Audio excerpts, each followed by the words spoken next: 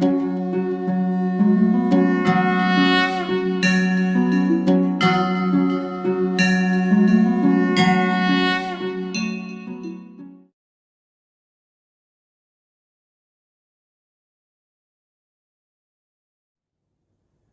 Morning विद्यार्थी मित्रों। હવે ચેપ્ટર 6 આપણું આનુવંશિકતાનો આણ્વીય આધાર બરાબર પ્રત્યાંકનની પ્રોસેસ ચાલુ છે મિત્રો। લાસ્ટ 4 લેક્ચરથી આપણે પ્રત્યાંકનનો અભ્યાસ કરતા આવ્યા છીએ। લાસ્ટ લેક્ચરની અંદર મિત્રો આપણે આદિકોષ કેન્દ્રિત કોષની અંદર પ્રત્યાંકનની ક્રિયાનો અભ્યાસ કરેલો બરાબર। જ્યારે આજના લેક્ચરની અંદર આપણે સુકોષ કેન્દ્રિત કોષની પ્રત્યાંકનની ક્રિયાનો અભ્યાસ કરવાના છીએ બરાબર। બંનેમાં મેઇન વેરિએશન શું છે ખબર છે મિત્રો તમને બધાને કે ભાઈ આ આદિકોષ કેન્દ્રિત કોષ છે અને ધારો કે સુકોષ કેન્દ્રિત કોષ છે। તો આદિકોષ કેન્દ્રિત કોષમાં તો શું હતું કે ભાઈ જે પેલો ન્યુક્લિયોઇડ હતો બરાબર એના ઉપરથી માહિતી છપાતી કોના ઉપર આવતી મેસેન્જર આરએનએ આવતો બરાબર અને એમાંથી સીધું જ આગળ પ્રોટીન સંશ્લેષણ પણ ચાલુ થઈ જતું। મતલબ એની એક જ જગ્યાએ કોષ રસમાં જ પ્રત્યાંકન પણ થતું અને ભાષાંતરણ પણ થતું। યાદ છે કે નહીં બરાબર। પરંતુ જ્યારે સુકોષ કેન્દ્રિત કોષની વાત આવે છે ત્યારે મિત્રો તો આપણે જાણીએ છીએ કે કોષ કેન્દ્ર પટલ આવેલું છે એટલે કોષ કેન્દ્ર થઈ ગયું બરાબર। અહીંયા મિત્રો જનીન દ્રવ્ય આવી ગયું રેડી। તો ત્યાં એ જનીન દ્રવ્યની સામે મિત્રો કોનું નિર્માણ થાય છે તો કે મેસેન્જર આરએનએ। મતલબ કે પ્રત્યાંકન ક્યાં થાય કોષ કેન્દ્રમાં થાય છે અને પછી આ કોષ કેન્દ્રમાંથી મેસેન્જર આરએનએ બહાર નીકળે કોની સપાટી ઉપર રિબોઝોમ્સની સપાટી ઉપર ગોઠવાય અને આ કોષ રસમાં પ્રોટીન સંશ્લેષણ મતલબ ભાષાંતરણની ક્રિયા થાય છે રેડી। તો આ ખાસ વેરિએશન છે મિત્રો દરેક વિદ્યાર્થીઓએ ખાસ ધ્યાન આપવાની બાબત છે। નીટને લઈને આના એમસીક્યુ આવતા હોય છે અને ઘણીવાર વિદ્યાર્થીઓ ભૂલ કરતા હોય છે બરાબર।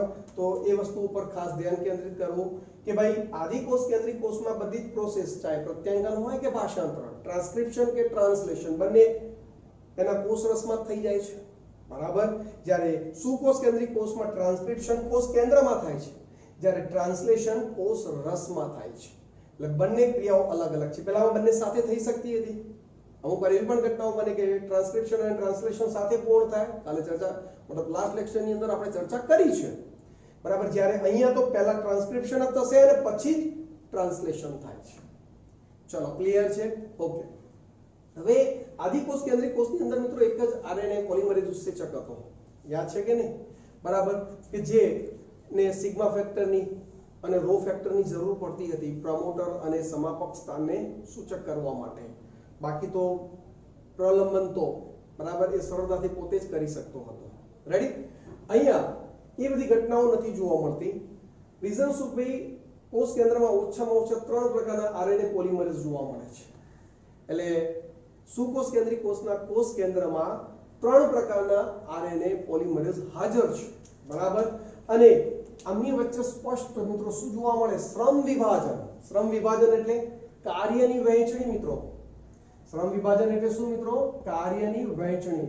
મતલબ અલગ અલગ ઉત્સેચકને અલગ અલગ કાર્ય અહીંયા સોંપવામાં આવેલું છે બરાબર। જ્યારે આદિકોષ કેન્દ્રિત કોષમાં તો શું એક જ તો આરએનએ પોલિમરેઝ અને એને જ બધા કાર્યો કરવાના એટલે એને પેલા સિગ્મા ફેક્ટર કે રો ફેક્ટરની જરૂર પડતી હતી બરાબર। અહીંયા સુકોષ કેન્દ્રિત કોષમાં આવું તમને કોઈ જ પ્રકારનો ઉલ્લેખ કર્યો નથી। એટલે એનો પ્લસ પોઈન્ટ એ છે કે એની પાસે 3 પ્રકારના આરએનએ પોલિમરેઝ ઉત્સેચક છે। યાદ રાખવા મિત્રો સરળ છે આરએનએ પોલિમરેઝ 1 2 and 3 ઓકે। હવે આરએનએ પોલિમરેઝ 1 કોના સંશ્લેષણના કાર્ય સાથે સંકળાયેલો છે તો કે રિબોઝોમલ આરએનએ। હવે રિબોઝોમલ આરએનએ ના બંધારણમાં કઈ કઈ શૃંખલાઓ આવે તો કે 28S 18S અને 5.8S। મિત્રો S સ્વેડબર્ગ તમને યાદ જ હશે પેલી અવસાદનની પ્રક્રિયા આગળ ચર્ચા કરી જ ગયા છે રેડી ઓકે। આરએનએ પોલિમરેઝ 2 કયો તો કે મેસેન્જર આરએનએ નું બરાબર। જે મેસેન્જર આરએનએ પહેલો નહીં બને પહેલા તો શરૂઆતમાં શું બને HN આરએનએ બને છે હિટ્રોજિનસ ન્યુક્લિયર આરએનએ બરાબર। અસ્થાયી આરએનએ તરીકે આપણે એને ઓળખીએ છીએ બરાબર। અને આરએનએ પોલિમરેઝ 3 જે ટ્રાન્સફર આરએનએ નું સંશ્લેષણ કરે છે સાથે સાથે એની અંદર 5S રિબોઝોમલ આરએનએ મિત્રો 5S રિબોઝોમલ આરએનએ રિબોઝોમના બંધારણમાં પણ જોવા મળે અને SN RNA small nuclear RNA મિત્રો। આ SN આરએનએ જે ખરો ને બરાબર પેલા HN આરએનએ માંથી મેસેન્જર આરએનએ બનાવવામાં બહુ મહત્વનો ભાગ ભજવે છે, આપણે એની પણ ચર્ચા કરીશું। તો અહીંયા તમે જોઈ શકો છો કે ભાઈ આ જે પ્રોટીન સંશ્લેષણની જે ક્રિયા થવાની છે એના માટે જે પ્રત્યાંગન ક્રિયા થઈ રહી છે, તો એમાં તમે જોઈ શકો છો કે 3 પ્રકારના ઉત્સેચકો આરએનએ પોલિમરેઝ 1, આરએનએ પોલિમરેઝ 2 અને આરએનએ પોલિમરેઝ 3 એવા 3 પ્રકારના જે ઉત્સેચકો ભાગ લેતા જોવા મળે છે, બરાબર। હવે એક વસ્તુ પહેલું આ હંમેશા યાદ રાખો કે ભાઈ જે મેસેન્જર આરએનએ અથવા તો એચએન આરએનએ જે તૈયાર થાય છે એ ક્યાં બને છે? કોષ કેન્દ્રમાં બને છે। એટલે પ્રત્યાંગન કોષ કેન્દ્રમાં થાય છે અને ભાષાંતરણ કોષ રસમાં થાય છે। પહેલી જટિલતા જે પહેલા કરતા શું થાય છે? અલગ પડતી જોવા મળે છે। ચલો ક્લિયર છે દરેકને? ખ્યાલ આવી ગયો? હવે આ પ્રોસેસ કેવી રીતે થાય છે પહેલા આપણે એને સમજવી છે, બરાબર, અને પછી આપણે એની અંદર એમ કહીએ કે બુકની વાક્ય રચના સાથે આપણે ચર્ચા કરીશું, બરાબર। ઓકે, તમે જોઈ શકો છો મિત્રો કે ડીએનએ નું પ્રત્યાંગન થાય, બરાબર। એક શૃંખલા 5 to 3 છે તો બીજી શૃંખલા 3 to 5 છે, બરાબર। તો આપણે જાણીએ છીએ કે 3 to 5 વાળી શૃંખલા ઉપર જ આપણે કાર્ય કરતો જોવા મળે છે, બરાબર। કોણ? RNA polymerase 2। મિત્રો અહીંયા એક વસ્તુ થોડું ધ્યાન કેન્દ્રિત કરીશ પાછું, બુકની અંદર તમને આરએનએ પોલિમરેઝ 1 પહેલા આપ્યો છે, પછી 3 આપ્યો છે અને પછી 2 વિશે આપ્યું છે, એટલે ઘણા વિદ્યાર્થીઓને કન્ફ્યુઝન થઈ શકે છે, બરાબર। પણ મેં એવું નથી લખ્યું, મેં શું કર્યું છે જે ક્રમ છે એ પ્રમાણે લખ્યું છે, રેડી। અને યાદ રાખો 1 છે તો આરએનએ રિબોઝોમલ આરએનએ માટે, 2 છે તો મેસેન્જર આરએનએ માટે અને 3 છે તો ટ્રાન્સફર આરએનએ માટે, આરએમટી, બરાબર। એ સ્વરૂપે પણ તમને યાદ રાખી શકો છો સરળતાથી, કારણ કે નીટની અંદર પૂછાઈ શકે છે એના એમસીક્યુ। ઓકે, તો હવે મેઇન પોઈન્ટ છે મિત્રો આપણો કે જે મેસેન્જર આરએનએ બની રહ્યો છે, બરાબર। હવે તમે જાણો છો મિત્રો જે ડીએનએ ની જે શૃંખલા હોય છે એ શૃંખલાની અંદર આપણે એમ કહી શકીએ કે બે વિસ્તારો જોવા મળે છે, આપણો જનીન બે રીતે વર્તે છે, યાદ આવે છે મિત્રો? કયા બે વિસ્તારો હતા? તો કે એક્ઝોન, ઇન્ટ્રોન, એક્ઝોન, ઇન્ટ્રોન, યાદ છે કે નહીં મિત્રો? એક્ઝોન, ઇન્ટ્રોન, એક્ઝોન, ઇન્ટ્રોન, બરાબર। એવા આપણા જનીન ઉપર મતલબ કોડ સંકેતન પામેલા છે, ખ્યાલ આવે છે કે નહીં? ઓકે, તો સુકોષ કેન્દ્રિત યાદ કરો મિત્રો પેલો મોનોસિસ્ટ્રોનિક, અને મોનોસિસ્ટ્રોનિકમાં આપણે પાછું જોયેલું કે ભાઈ આપણે જે ડીએનએ શૃંખલાઓ જે કરી વિક્ષેપિત પ્રકારની છે, બરાબર। એટલે exon, intron, exon, intron, exon, intron. હવે જે ઇન્ટ્રોન છે નોન કોડિંગ શૃંખલા છે, બરાબર। એની પાસે કોઈ પ્રોટીન સંશ્લેષણ માટેની માહિતી હોતી નથી, બરાબર કે નહીં? જો મિત્રો આ જે ટોપિક છે મેં ઓલરેડી આગળ ટોપિકની અંદર થોડી ઘણી ચર્ચા કરેલી છે, બરાબર, ક્લિયર છે? જ્યારે આપણે જનીન વિશે ચર્ચા કરતા હતા ત્યારે જે પેલો ટોપિક હતો ને મોનોસિસ્ટ્રોનિક અને પોલિસિસ્ટ્રોનિક, એક વચ્ચેથી મેં બે ભાગમાં વહેંચણી કરેલી, બરાબર। મોનોસિસ્ટ્રોનિકમાં પછી વિભાજિત જનીનની વાત કરી હતી, એક્ઝોન, ઇન્ટ્રોન, એક્ઝોન, ઇન્ટ્રોન, બરાબર। એ યાદ કરી લેજો, યાદ ના આવે તો વિડિયો જોઈ લેજો, 100% ક્લિયર થઈ જશે, બરાબર। તો અહીંયા જો મિત્રો કે આપણા જનીન ઉપર એક્ઝોન, ઇન્ટ્રોન, એક્ઝોન, ઇન્ટ્રોન એ રીતની માહિતી છે। હવે ઇન્ટ્રોન તો નોન કોડિંગ શૃંખલા છે, એની પાસે કોઈ પોલીપેપ્ટાઇડ શૃંખલા માટેની માહિતી નથી, પરંતુ એ છપાવવાની તો ખરી જ ને, એ તમારો જે આરએનએ બની રહ્યો છે મેસેન્જર આરએનએ, એના ઉપર એ માહિતી છપાશે। તો એ મેસેન્જર આરએનએ જે બની રહ્યો છે એને મિત્રો આપણે પહેલા શરૂઆતનો કેવો એચએનઆરએનએ, બરાબર, કે ભાઈ અસ્થાયી આરએનએ તરીકે આપણે એને ઓળખાવીએ છીએ। કેવો આરએનએ મિત્રો? અસ્થાયી આરએનએ તરીકે આપણે એને શું ઓળખાવીએ છીએ, રેડી? તો એમાંથી આપણે પહેલા જે બ્લેક કલરથી મિત્રો મેં બધા ઇન્ટ્રોન બતાવેલા છે, રેડી? તો એ ઇન્ટ્રોનને આપણે શું કરવા છે? દૂર કરવા છે, બરાબર। એમાંથી પછી સ્થાયી આરએનએ નું શું થશે? નિર્માણ થાય છે। હવે આ બધી પ્રોસેસ કોષ કેન્દ્રમાં થાય છે, આ બધી જ પ્રોસેસ કોષ કેન્દ્રમાં થતી હોય છે, ખ્યાલ આવી ગયો કે નહીં? પ્રોપર સ્થાયી મેસેન્જર આરએનએ જ કોષ કેન્દ્રમાંથી બહાર નીકળે છે, રેડી? એટલે પેલા ઇન્ટ્રોન બધા ક્યાં રહી જવાના? કોષ કેન્દ્રમાં જ રહી જાય છે। ચલો ક્લિયર છે? રેડી? ઓકે, તો પહેલા તો આરએનએ પોલિમરેઝ પેલો મેસેન્જર આરએનએ તૈયાર કરે છે, પણ મેસેન્જર આરએનએ આપણે નહીં કહેતા, એને શું કહીશું? એચએન આરએનએ તૈયાર કરતો જાય છે. ઓકે, હવે આ શૃંખલાને આપણે પ્રોપર સ્થાયી બનાવી છે, તો એના માટેની વ્યવસ્થા શું? તો કે એના માટેની વ્યવસ્થા એ છે કે આ શૃંખલા જુઓ, જ્યાંથી શરૂઆત કરી એનો 5 છેડો હોય અને જ્યાં અંત પામશે એનો કયો છેડો આવશે મિત્રો? 3 છેડો આવશે. બરાબર. તો જે 5 છેડો જે ખરો મિત્રો, ત્યાં અહીંયા બીજી એક પ્રોસેસ થતી જોવા મળે, કેપિંગ અને ટેલિંગ. શું મિત્રો? કેપિંગ અને ટેલિંગ.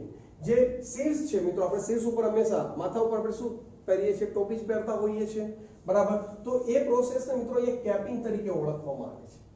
તો આ જે એચએન આરએનએ છે, જે અસ્થાયી આરએનએ, બરાબર કે નહીં મિત્રો? તો કે હિટ્રોજીનસ ન્યુક્લિયર આરએનએ, તો એ અસ્થાયી આરએનએ ટોચના ભાગે એટલે કે શરૂઆતના છેડે 5 ના છેડે, બરાબર, આપણે જોઈ શકીએ છીએ મિત્રો મિથાઇલ ગ્વાનોસાઇન ટ્રાઇફોસ્ફેટ ગોઠવાય છે. મિથાઇલ ગ્વાનોસાઇન ટ્રાઇફોસ્ફેટ મિત્રો, આને 7 મિથાઇલ ગ્વાનોસાઇન ટ્રાઇફોસ્ફેટ તરીકે પણ ઓળખવામાં આવે છે. શું? 7 મિથાઇલ ગ્વાનોસાઇન ટ્રાઇફોસ્ફેટ. બરાબર. તો એ 7 મિથાઇલ ગ્વાનોસાઇન ટ્રાઇફોસ્ફેટ કેવી રીતે? તો આખો ક્રમ મેં તમને પહેલા શીખવાડેલો છે મિત્રો. તો યાદ હશે મિત્રો, અહીંયા 7મા નંબરનો જે આ નાઇટ્રોજન એ કયા નંબરનો છે? 7મો. આ 8મો નંબર ને આ 9મો નંબર છે. તો આ ગ્વાનિન છે મિત્રો, સમજી લો. આ શું છે? ગ્વાનિન છે. ગ્વાનિનની અંદર અહીંયા દ્વિબંધ હોય, અહીંયા હાઇડ્રોજન ન હોય, પણ તમે જોઈ શકો છો આ 7મા નંબરના નાઇટ્રોજન બેઝ સાથે મિથાઇલ સમૂહ જોડાયેલો છે.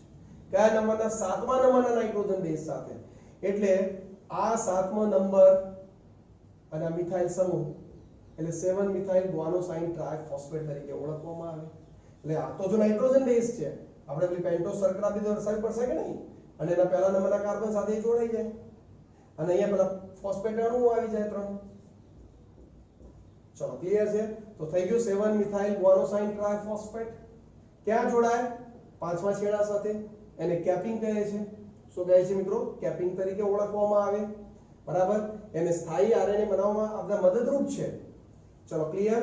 હવે 3ના છેડા ઉપર મિત્રો, તો કે 3ના છેડા ઉપર ટેલિંગ નું કામ થાય છે. પોલી એ ટેલ શબ્દ અહીંયા વાપરેલો છે. બરાબર.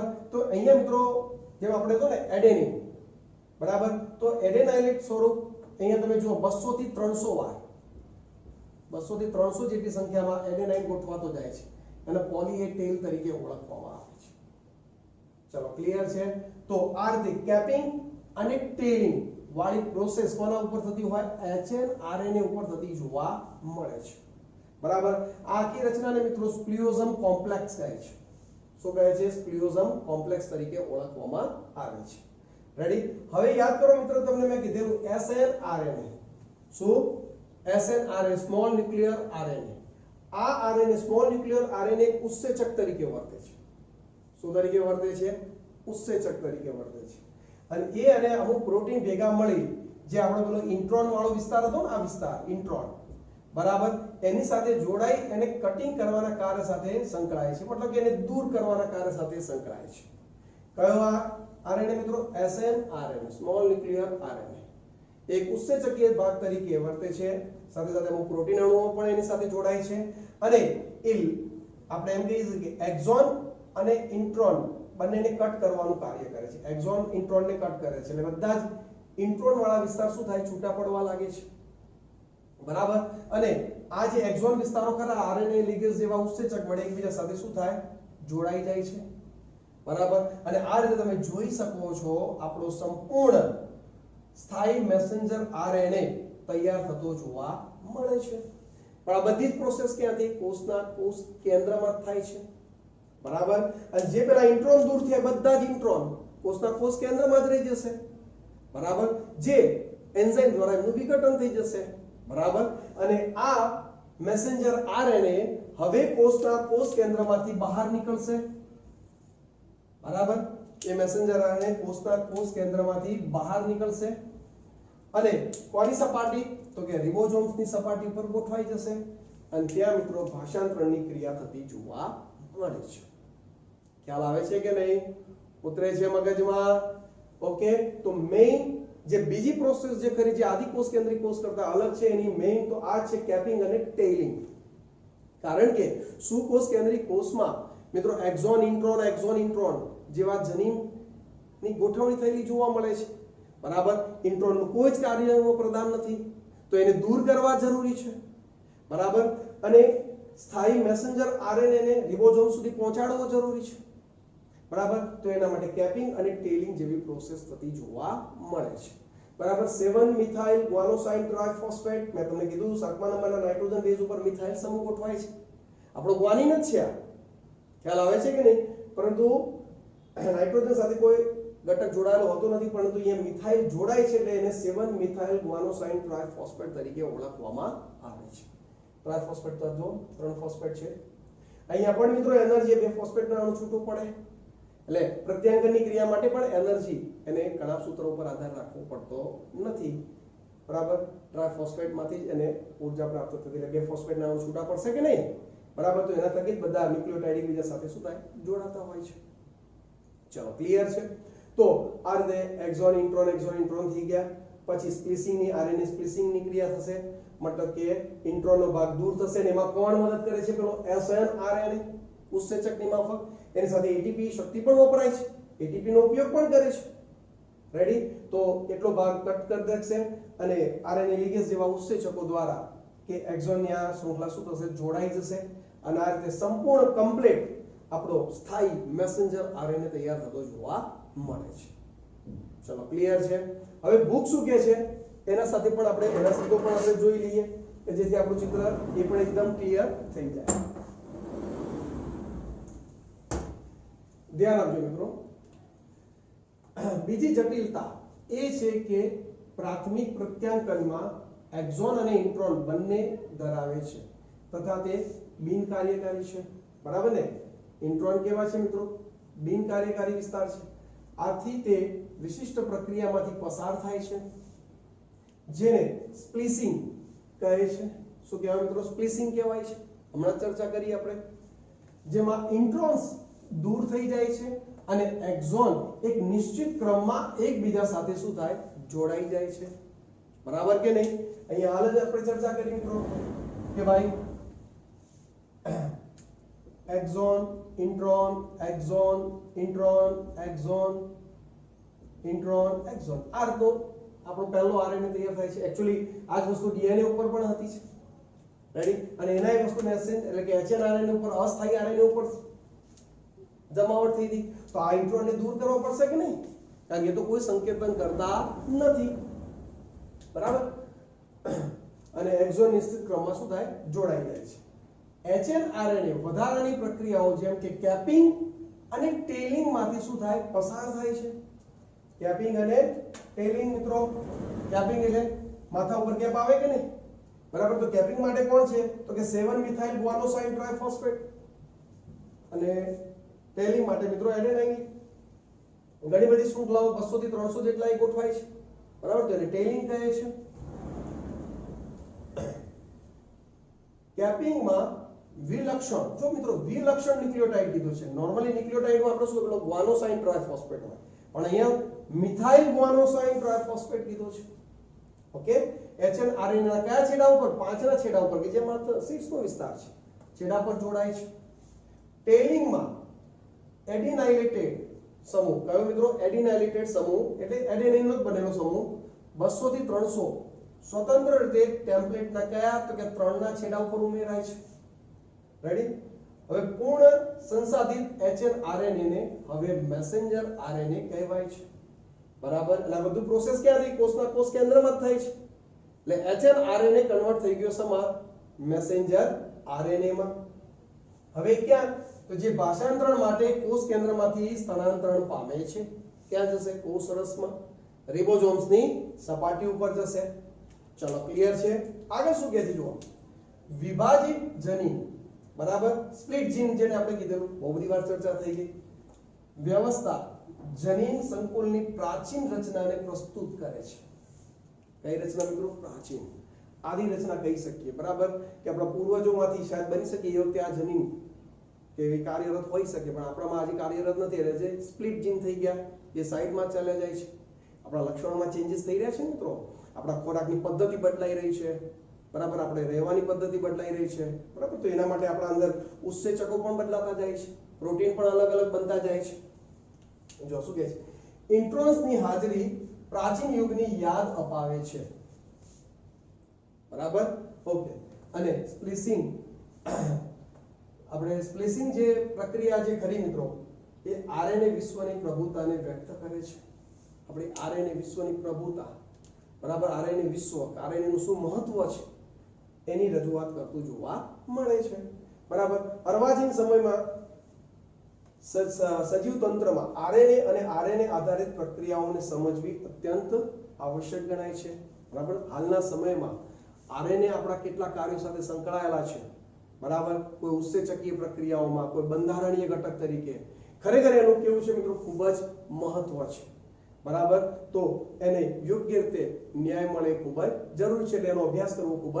જ જરૂરી છે ચલો ક્લિયર છે તો અહીંયા મિત્રો આપણે આજના ટોપિકની અંદર જે આપણે એમ કહી શકીએ કે ભાઈ સુકોષ કેન્દ્રીય કોષની અંદર સ્વયંજનનની એટલે કે પ્રત્યાંગનની જે પ્રક્રિયા છે બરાબર તો એના માટે 3 ઉત્સેચકો આરએનએ પોલિમરેઝ 1 2 and 3 એ કાર્યરત આપણને થયા સાથે સાથે આપણે ચર્ચા કરી કેપિંગ અને ટેલિંગની વાત કરી બરાબર સાથે સાથે આપણે વાત કરી કે ભાઈ સ્પ્લિસિંગ પ્રક્રિયા થવી મતલબ કે જે ઇન્ટ્રોન વાળા વિસ્તારો જે ખરા કે જે પ્રત્યાંગનની ક્રિયામાં ભાગ લેતા નથી તો એમને દૂર કરવા અને એક્ઝોન વાળા વિસ્તારોને શું કરવા જોડી અને સ્થાયી મેસેન્જર આરએનએ નું શું કરવું નિર્માણ કરવું એની ચર્ચા કરી બરાબર કેપિંગમાં 7 મિથાઇલ ગુઆનોસાઇન ટ્રાઇફોસ્ફેટ બરાબર અને ઉછળી એટલે કે જે એડિનાઇલાઇટેડ એટલે કે એડેનિન જે 200 થી 300 એના અણુઓ પણ ગોઠવાય છે જે ટેલિંગ તરીકે ઓળખાય છે આમાંથી આપણો મેસેન્જર આરએનએ તૈયાર થયો ઇન્ટ્રોનની હાજરી સૂચવે છે તો કે આદિ આપણે કહીએ કે આદિકાળનું એક સૂચન કરતો જાય છે પ્રાચીન યુગની યાદ અપાવે છે બરાબર તો આ રીતે આ આપણે આખો ટોપિક અહીંયા સુકોષ કેન્દ્રીય કોષમાં આપણે એને સ્પ્લિટ જીન તરીકે ઓળખવામાં આવે છે એ પણ એક શબ્દ જોયો તો સુકોષ કેન્દ્રીય કોષની અંદર આપણે કેવી રીતે પ્રત્યાંગનની ક્રિયા થાય છે એની આપણે સંપૂર્ણ માહિતી આજે આપણે પ્રાપ્ત કરી આશા રાખું કે દરેક વિદ્યાર્થીને આ પોઈન્ટ ક્લિયર થઈ ગયો હશે ક્યાંક તકલીફ પડે તો 2 વાર 3 વાર રિવાઇઝ કરી લેજો વિડિયો બરાબર ક્લિયર થઈ જશે અને આખોય જ્યારે આ ટોપિક એકવાર જોવાઈ જાય એટલે 5 વિડિયો પ્રત્યાંગનના શરૂ કરી એકવાર કન્ટિન્યુ તમારે જોવાના છે બરાબર જેથી તમને આખું પ્રત્યાંગન કેવી રીતે જોડાયેલું છે બધું જ ચિત્ર એકદમ ક્લિયર થઈ જશે ઓકે ગુડ